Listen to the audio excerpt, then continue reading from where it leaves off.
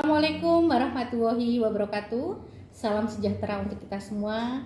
Yang saya hormati Bapak dan Ibu Asesor yang bertugas. Saya Samsa Yuningrum merupakan salah satu dosen di Perguruan Tinggi STKIP Kusumanegara, tepatnya pada program studi pendidikan guru sekolah dasar.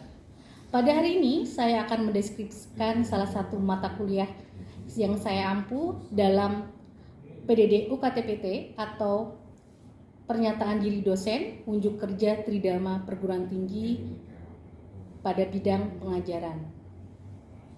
Sebelumnya saya akan menjelaskan kualifikasi pendidikan yang saya miliki. Saya merupakan lulusan S1 Pendidikan Bahasa dan Sastra Indonesia, lulus pada tahun 2010. Kemudian saya mengambil program magister dengan mengambil jurusan yang sama, yakni Pendidikan Bahasa dan Sastra Indonesia, lulus pada tahun 2013. Dengan adanya keterkaitan, maka saya mengampu beberapa mata kuliah yang tentunya relevan dengan bidang keilmuan yang saya miliki. Adapun mata kuliah yang pernah saya ampu adalah 1. MKDU Bahasa Indonesia, yang kedua keterampilan berbahasa 1, yang ketiga keterampilan berbahasa 2, yang keempat pendidikan bahasa dan sastra di kelas rendah, yang kelima pendidikan bahasa dan sastra di kelas tinggi, yang keenam pada semester ini saya mengampu mata kuliah pendidikan bahasa Indonesia SD. Selanjutnya saya akan mendeskripsikan salah satu mata kuliah yang saya ampu dengan menggunakan pendekatan DIE. Adapun mata kuliahnya adalah pendidikan bahasa Indonesia SD.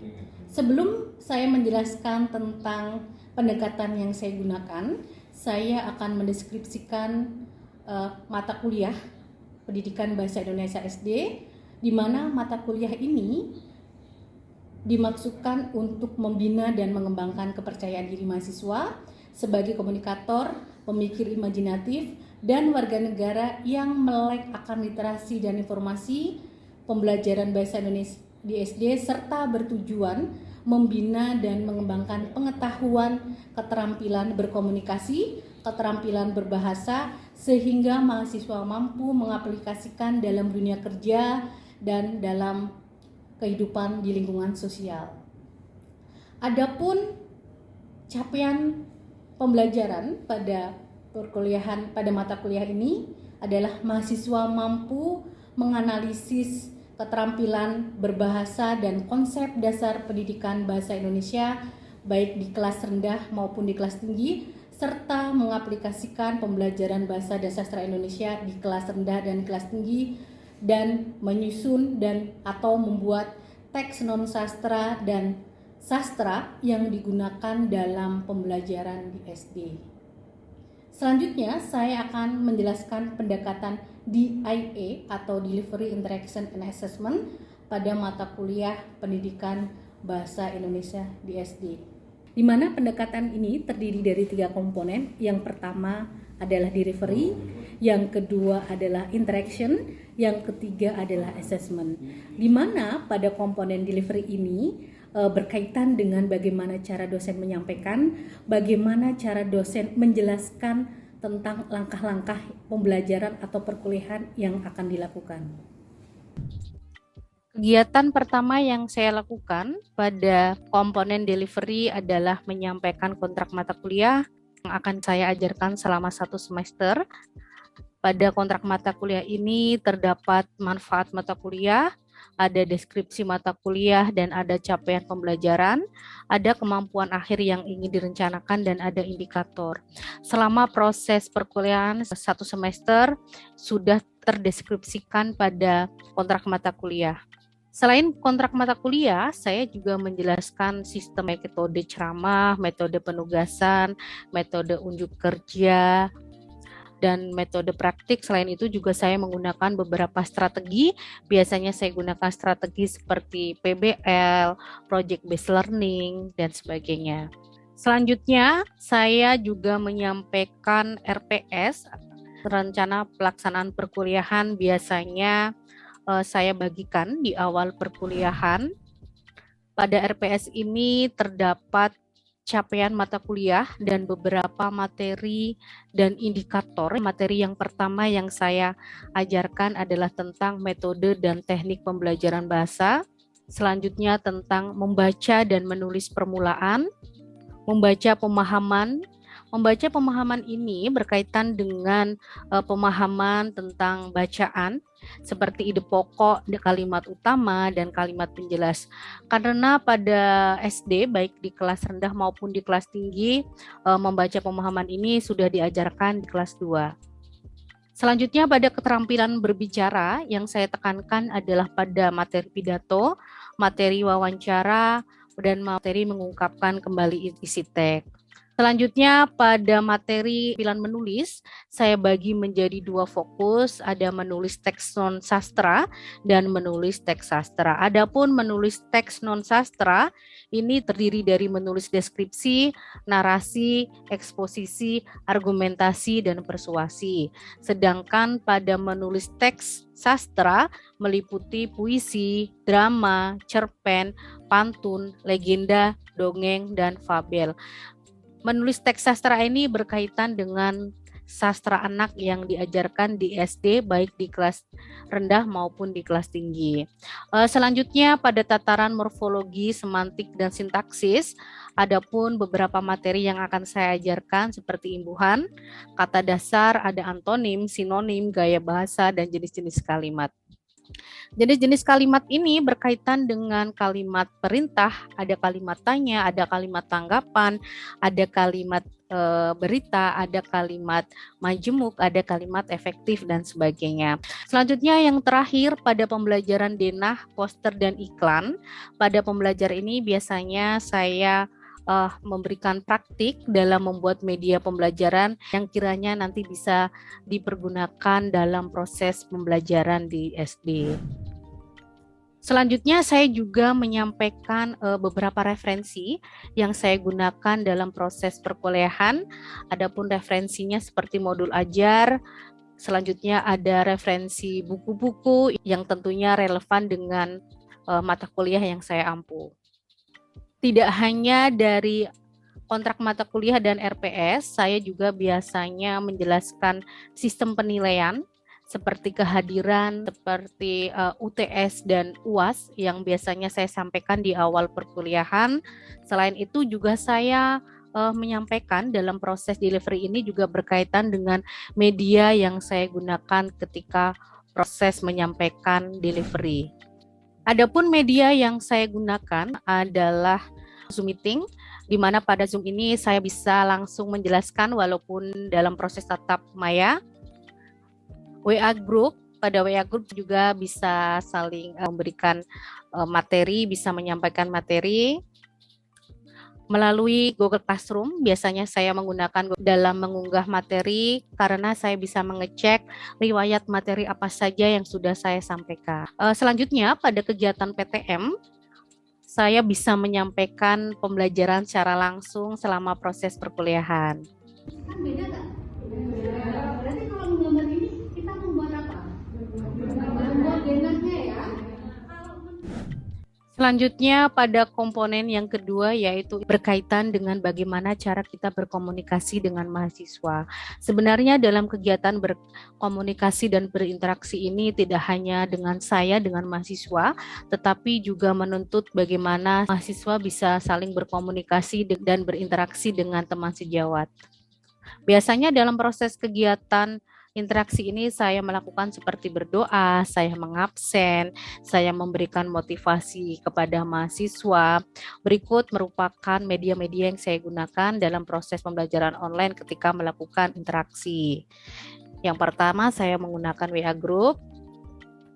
Yang kedua saya menggunakan Zoom Meeting, di mana ketika Zoom Meeting ini saya langsung bisa berinteraksi dengan mengabsen mahasiswa yang langsung saya input melalui siakat, tanya jawab berkaitan dengan materi, dan selama proses PTM saya bisa langsung berinteraksi dengan mahasiswa. Udah kasih tahu?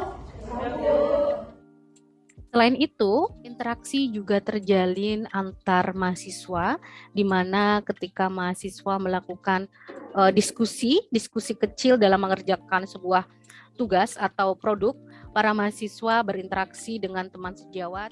Selanjutnya, saya juga bisa melakukan komunikasi dengan mahasiswa melalui Google Classroom.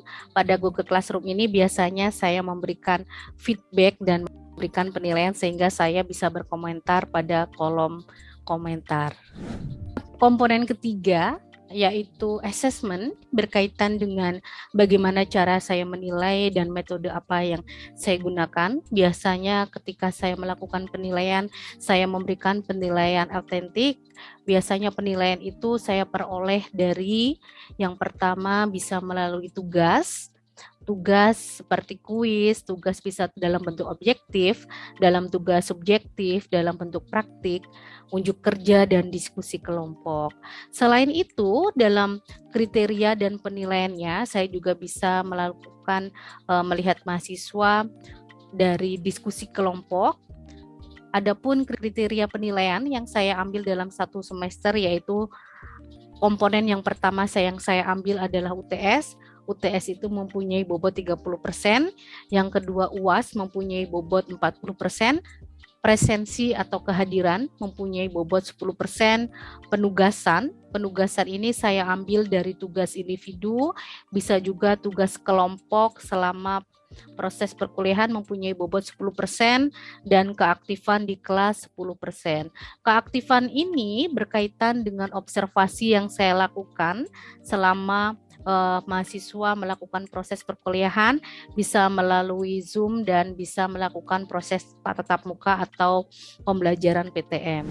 Kegiatan pembelajaran pada komponen assessment juga berkaitan dengan bagaimana cara saya menilai. Bagaimana cara saya menilai bisa digunakan dengan deskripsikan berdasarkan media. Yang pertama melalui Zoom meeting ini saya bisa langsung memberikan tanya jawab, memberikan tugas secara lisan kepada mahasiswa dengan saya menunjuk satu persatu.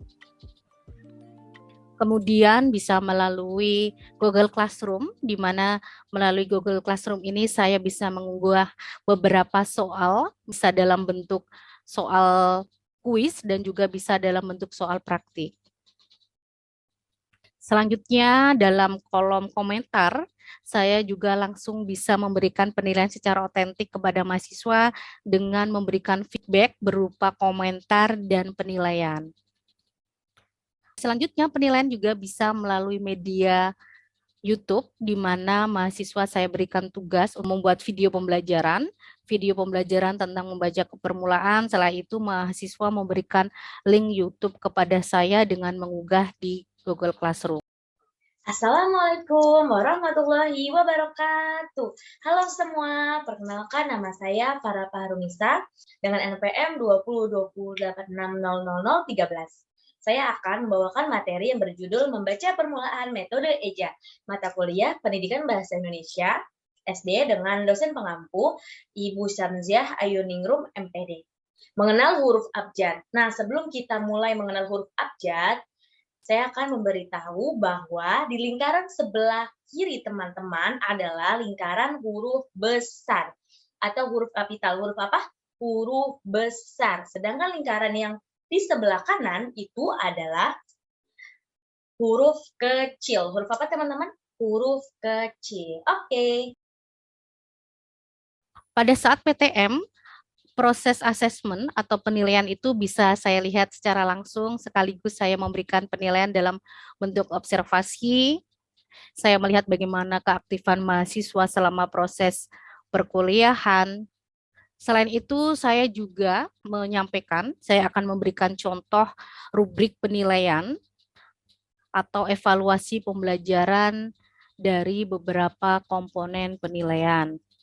Ada kisi-kisi tes objektif, soal contoh tes objektif, kisi-kisi tes uraian, ada soal tes uraian, dan ada juga contoh soal unjuk kerja atau praktik dan skor penilaian. Selanjutnya saya akan memberikan sebuah video selama proses perkuliahan online. Assalamualaikum warahmatullahi wabarakatuh. Selamat sore. Waalaikumsalam warahmatullahi wabarakatuh. Ya, bagaimana kabarnya? Alhamdulillah sehat ya semuanya ya. Alhamdulillah. Alhamdulillah sehat, Bu. Ya, sebelum perkuliahan dimulai, saya minta tolong Pak Fahri, silakan dipimpin berdoa Pak. Semoga perkuliahan ini berjalan dengan lancar. Silakan Bapak. Baik teman-teman semua, untuk sebelum memulai pelajaran ini kita berdoa dulu menurut agama masing-masing. Semoga pelajaran ini mudah kita terima dan juga menjadi ilmu yang bermanfaat bagi kita. Berdoa dimulai. Berdoa selesai. Terima kasih. Ya, terima kasih Pak Fahri. Ibu akan absensi dulu sebelum Ibu menjelaskan tentang perkuliahan hari ini. Tiara hadir? Tiara hadir, Bu. Tiara hadir. Galang hadir? Galang tidak ada. Nur Fadila hadir? Bu, ada Bu. Hadir, ya. Ini kan ada beberapa yang tidak hadir ya. Nah, sekarang Ibu mau tanya. Minggu lalu Ibu kan sempat menjelaskan tentang sebenarnya hampir berkaitan ya dengan materi yang akan Ibu jelaskan hari ini. Minggu lalu Ibu menjelaskan materi tentang apa yang berhubungannya dengan menulis ketika kita akan menulis. Masih ingat?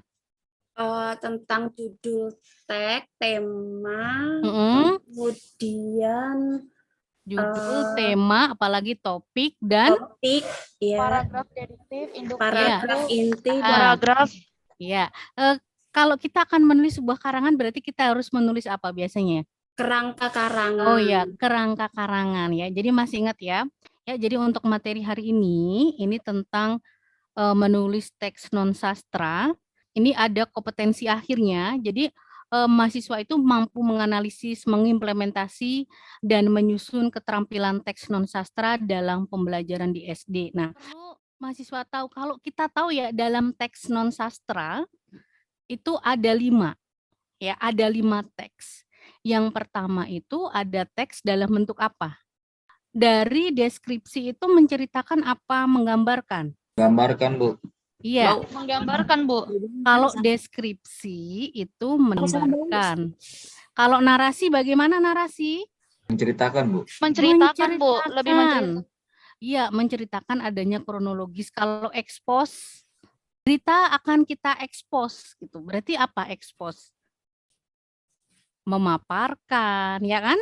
Menjelaskan, itu masuk ke dalam eksposisi. Pelajaran deskripsi yang ada di kelas rendah. Di sini ada kan ya mengajar di kelas rendah ya? Yang di kelas 3 kan Bu Siti sama Bu Neti ya yang mengajar di kelas 3. Kelas 4, Bu. Kelas 4, Bu. Oh, di kelas tinggi ya. Kalau di kelas 1, kelas 2 itu lebih cenderung mendeskripsikan benda konkret. Nah, berarti kalau kita mendeskripsikan berarti di situ kita menggambarkan. Ya. Kalau sudah di kelas 4, kelas 5 itu sudah membuat sebuah laporan pengamatan. Bu Siti ada laporan pengamatan, di kelas 3 itu ada laporan pengamatan. Kelas 4 ada, Bu. Nah, di kelas 4 itu ada materi tentang laporan pengamatan. Berarti kalau laporan pengamatan itu masuknya ke dalam deskripsi karena mendeskripsikan. Biasanya membuat laporan pengamatan tentang apa, Bu? Praktikum apa IPA tentang biji kacang. Tumbuh kembang apa hewan seperti itu. Tumbuh kembang dari hewan. Setelah itu juga biasanya kan ada praktikum menanam biji kacang hijau di dalam di media kapas ya Bu ya. Biasanya kan betul. disuruh jadi kan kalau di SD itu kan pembelajaran secara tematik ya Bu ya. Jadi teksnya dalam bentuk IPA tetapi kita menulis sebuah laporan pengamatannya dari materi bahasa Indonesia gitu. Iya. Ya gitu ya. Berarti sudah difahami ya. Nah, ini coba, ini saya berikan sebuah gambar. Ini ada gambar sekolah, setelah itu ada pohon dan ada beberapa anak. Nah, coba kira-kira kalau anak kita berikan gambar seperti ini dan kita berikan tugas untuk menulis berdasarkan gambar tersebut, mudah apa tidak? Untuk kelas 4 mudah, Bu. Mudah. Mudah, Ya. Bu. Sangat mudah kalau untuk kelas 4. Kalau kelas 4 lebih enak kita bawa ke luar kelas ya Bu ya. Ini biasanya untuk di kelas-kelas rendah.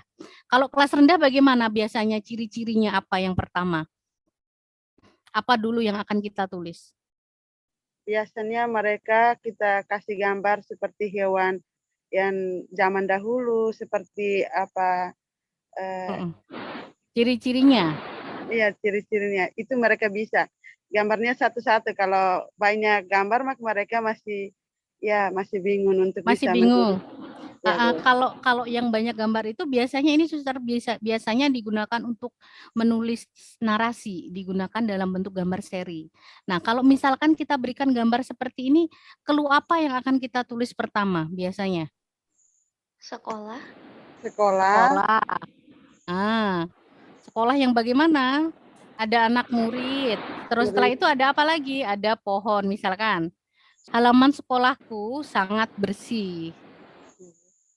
Itu di depan halaman sekolah banyak anak murid yang sedang bermain, misalkan.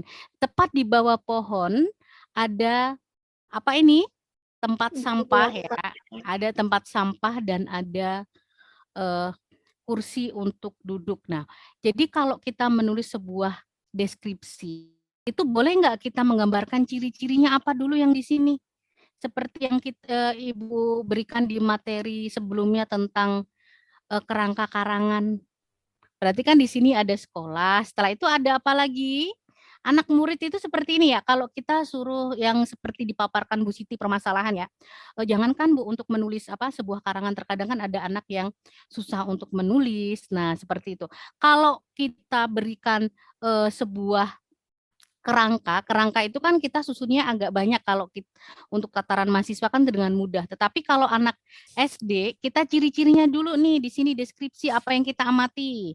Ada sekolah, terus ada Murid, ada anak murid, ada apa lagi? pohon. Ada pohon dan sebagainya. Nah, dari kata-kata yang sudah dihasilkan dari gambar ini, bisa apa tidak kita susun menjadi sebuah karangan sederhana? Bisa, Bu. Bisa Bisa, ya. Bu.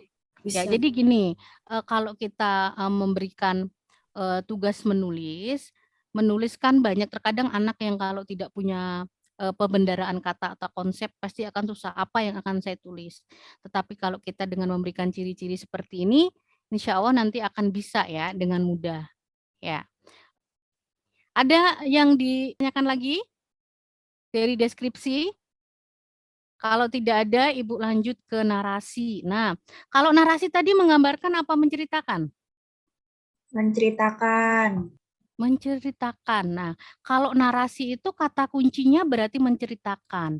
Menceritakan bisa suatu kejadian, bisa suatu peristiwa yang disusun secara kronologis. Kronologis itu bagaimana? Sesuai dengan kejadian atau peristiwa. Ya, urut sesuai dengan kejadian atau peristiwa. Kalau di dalam tulisan narasi atau teks narasi ataupun paragraf narasi, itu pasti ada peristiwanya, ada tokohnya, ada waktunya. Nah, kalau di dalam narasi, ini dibagi menjadi dua. Ada dalam bentuk apa yang pertama? Non-fiksi dan fiksi. Kalau non-fiksi itu yang bagaimana?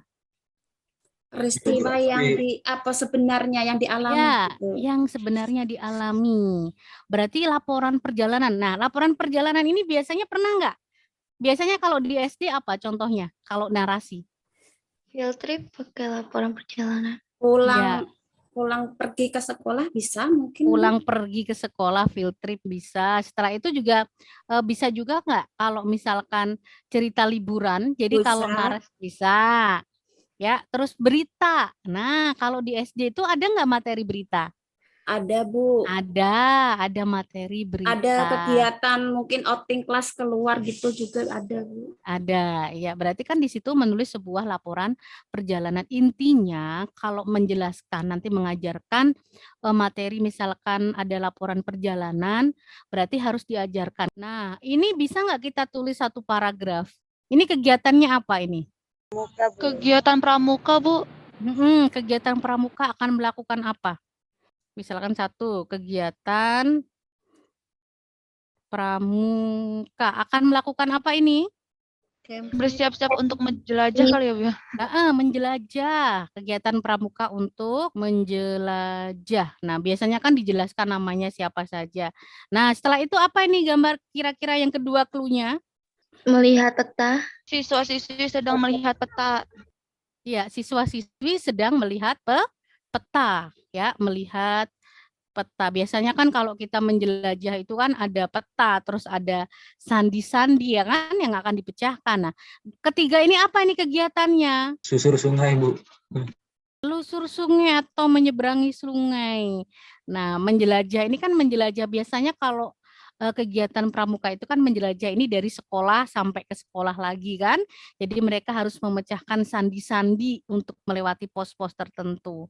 Nah, ini bisa nggak kita buat menjadi sebuah karangan atau tulisan narasi? Bisa, Bu. Bisa, Bu. Bisa ya, dengan mudah ya. Mudah mana kalau ada gambar sama tidak? Ada gambarnya Lebih lebih mudah Udah kalau ada ada gambarnya, Bu. Gini ya, gini untuk teman-teman mahasiswa, harus bisa dibedakan. Jadi tidak semua media, tidak semua model itu cocok untuk semua materi. Kita tahu dari konsep dari deskripsi itu kan menggambarkan, berarti lebih contoh menggunakan media gambar biasa ya. Tetapi kalau dalam narasi itu cocoknya karena ada kronologisnya, ada urutan waktunya, berarti lebih cocok menggunakan apa? Gambar seri. Sedikit tanya jawab. Coba ini kira-kira apa ini? Dia memakai rok panjang warna coklat. Betapa sesuai benar dengan warna blus panjangnya. Rok dan blus-blusnya seakan menambah keanggunan pribadinya. Apa ini? Deskripsi. Ya benar, dalam bentuk deskripsi. Kenapa ini deskripsi? Menampilkan ciri-ciri seorang itu. gadis. Iya, berarti Keterangannya lebih detail, Bu. iya menggambarkan ya. Jadi intinya menggambarkan, mendeskripsikan dari seseorang secara detail atau Ibu mau tanya jawab nih. Kalau deskripsi konsepnya lebih ke apa deskripsi? Menggambarkan. Menggambarkan apa? Ciri-ciri benda, Bu. Ciri-ciri benda. Ciri suatu Objek atau suatu benda ya. Kalau narasi? Menceritakan adanya kronologi. Adanya proses. Katakan adanya sebuah kronologis ya. Ada kejadiannya. Ya kan tadi kan sudah mempelajari tentang narasi, ada deskripsi, ada eksposisi. Kalau deskripsi banyak diajarkan di SD. Eksposisi hanya sebagian seperti manfaat-manfaat dari misalkan manfaat dari buah gitu. Kalau argumen itu dalam bentuk tanggapan atau saran, kalau dalam bentuk narasi banyak, ada cerpen ya kan? Terus ada lagi laporan perjalanan. Ya, ada kalau dalam bentuk persuasi itu di SD hanya ditekankan pada materi poster dan iklan. Berarti kalau di SD itu materinya sebenarnya ya laporan perjalanan ya masuk ke dalam narasi gitu ya. Jadi nanti ada penugasannya ya menulis karangan teks narasi, silahkan dipilih salah satu. Ada yang ditanyakan dari perkuliahan hari ini? Bu Ayu. Jelas ya, terima kasih atas waktunya. Ibu akhiri untuk perkuliahan hari ini. Semoga semuanya sehat, semuanya diberikan kesehatan dan keselamatan. Tetap semangat ya, Ibu akhiri. Wassalamualaikum warahmatullahi wabarakatuh. Demikian pendeskripsian PDD UKTPT atau pernyataan diri dosen unjuk kerja Tridharma Perguruan Tinggi pada bidang pengajaran yang digunakan sebagai salah satu syarat untuk sertifikasi dosen smart tahun 2022 tahap 1. Saya akhiri, wassalamualaikum warahmatullahi wabarakatuh.